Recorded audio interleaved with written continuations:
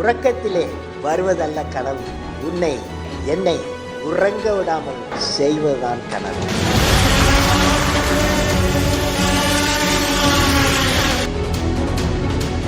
ഒരു കുട്ടിയുടെ 360 ഡെവലപ്മെൻറ്റ്, അതാണ് CBSE നമ്മളെ പഠിപ്പിക്കുന്നത്.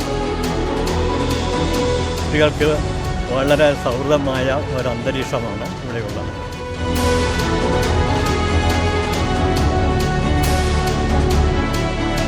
എല്ലാ വർഷവും മുടങ്ങാതെ ഞങ്ങൾ ഈ സയൻസ് എക്സിബിഷൻ നടത്തിക്കൊണ്ടിരിക്കുകയാണ്. അപ്പോൾ കുട്ടികളിലുള്ള വാസന, അത് ഇൻബോണായിട്ടുള്ള ടാലൻസ് എല്ലാം പ്രദർശിപ്പിക്കാനുള്ള വേദിയായിട്ട് ഞങ്ങളിതിനെ ഉപയോഗിക്കുകയാണ്. അപ്പോൾ അതിൽ ധാരാളം കുട്ടികൾ പങ്കെടുക്കുന്നുണ്ട്. അവരെ പ്രചോദിപ്പിക്കാനായിട്ട് ടീച്ചേഴ്സുണ്ട്, രക്ഷകർത്താക്കളുണ്ട്, ഞങ്ങളുടെ പ്രിൻസിപ്പലുണ്ട്.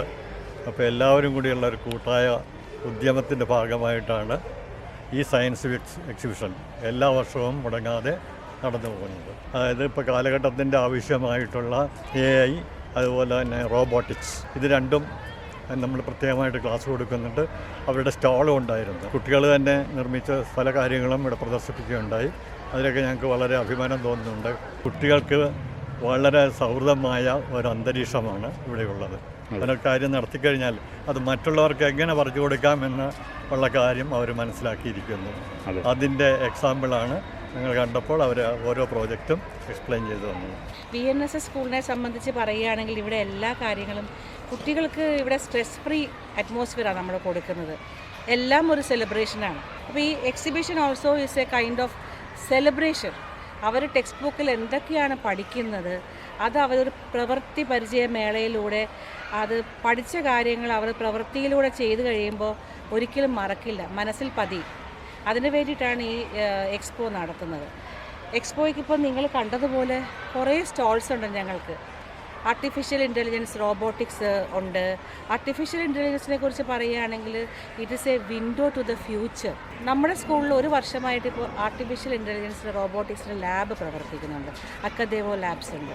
ആ ലാബിൽ 4ാം ക്ലാസ് മുതൽ 9ാം ക്ലാസ് വരെ ഘട്ടം ഘട്ടമായി റോബോട്ടിക്സിൻ്റെയും AIയുടെയും വിവിധ ഘട്ടങ്ങൾ പഠിപ്പിക്കുകയും 9ാം ക്ലാസ് ആകുമ്പോൾ അവർ പൂർത്തിയാക്കിയ ആ മോഡ്യൂൾസ്, അതിൻ്റെ ഒരു സർട്ടിഫിക്കറ്റും കുട്ടികൾക്ക് കിട്ടും.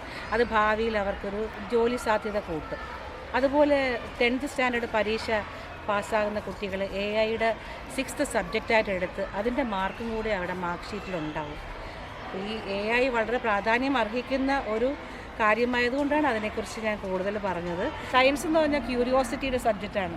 കുട്ടികളുടെ ക്യൂരിയോസിറ്റി, അവരുടെ ജിജ്ഞാസ ഉണർത്തുകയും അവരുടെ സംശയങ്ങളെല്ലാം അവരുടെ പ്രവൃത്തിയിലൂടെ അതിനുള്ള മറുപടി കണ്ടെത്തുകയും ചെയ്യുന്നതാണ് സയൻസിൻ്റെ സ്റ്റോളിൽ കാണുന്നത്. പിന്നെ ആർട്സിൻ്റെ സ്റ്റോളുണ്ട്.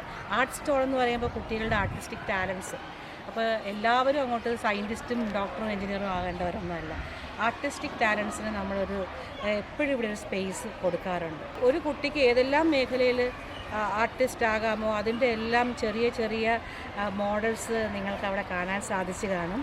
അപ്പോൾ ഇത് എല്ലാം കൊണ്ടും ഞങ്ങൾ ഉദ്ദേശിക്കുന്നത് ഒരു കുട്ടിയുടെ 360 ഡെവലപ്മെൻറ്റ്, അതാണ് CBSE നമ്മളെ പഠിപ്പിക്കുന്നത്. വിദ്യാഭ്യാസത്തിലൂടെ ഒരു കുട്ടിയുടെ ഹോളിസ്റ്റിക് ഡെവലപ്മെൻറ്റ്. അപ്പോൾ ഈ എക്സിബിഷൻ്റെ കാര്യം ഇത്രയും ഞാൻ പറഞ്ഞു. പിന്നെ ബാക്കിയെല്ലാം നിങ്ങൾക്കിവിടെ കാണാമല്ലോ. കുട്ടികളുണ്ടാക്കിയ പൂന്തോട്ടമൊക്കെ തന്നെയാണ് ഇവിടെ ഉള്ളത്. ഇവിടെ പ്രത്യേകം തോട്ടക്കാരനൊന്നുമില്ല. എൻവയൺമെൻറ്റ് ക്ലബ്ബ് ഉണ്ടാക്കിയ ജമന്തി തോട്ടം ഇവിടെ കാണാം, ബട്ടർഫ്ലൈ ഗാർഡൻ കാണാം.